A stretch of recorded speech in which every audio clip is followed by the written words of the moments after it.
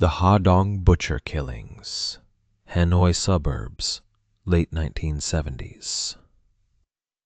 In the waning years of the 1970s, just beyond the edge of Hanoi's old city walls, in the suburban village of Ha Dong, a creeping fear took hold. Once a peaceful place of cassava fields, fruit trees, and home butcher shops, Ha Dong's nights began to carry a whisper. Talk of a butcher who wasn't just slaughtering animals. They called him the Butcher of Ha Dong. A man known for his early morning deliveries of pork and beef to the city, who'd vanish after dusk. Then the bodies started appearing. Young men, almost exclusively, found on the outskirts, their bodies posed near abandoned slaughter sheds, the tools of butchers laid beside them. A rusty cleaver, a blood-soaked apron. The local police were baffled. Was this a serial killer or something darker? Rumors spread. Could it be the butcher himself? Had he snapped under the strain of post-war shortages? Or was this someone mimicking the trade to mask murder? We used to hear the geese cackle at dawn, and by the time we walked to the market, the butcher was gone. But the next day, we found him. That apron.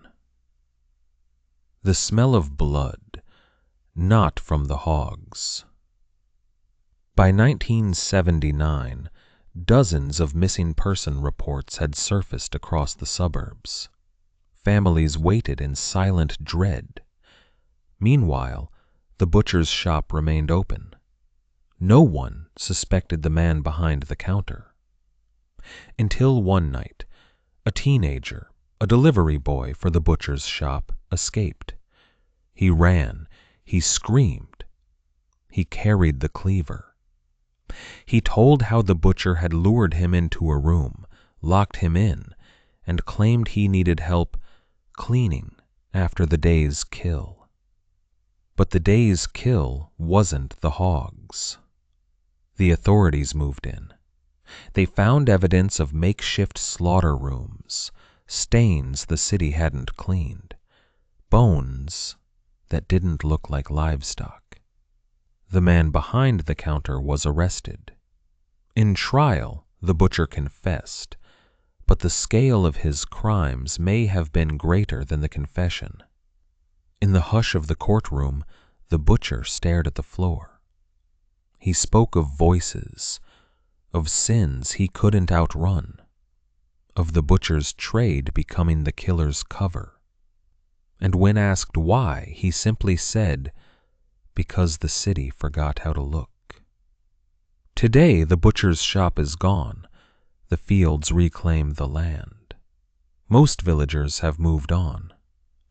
But in the early hours, when the light is low and the mist lingers, some still whisper of a butcher's apron, a cleaver's flash, and the reminder that evil sometimes hides behind the familiarity of a simple trade.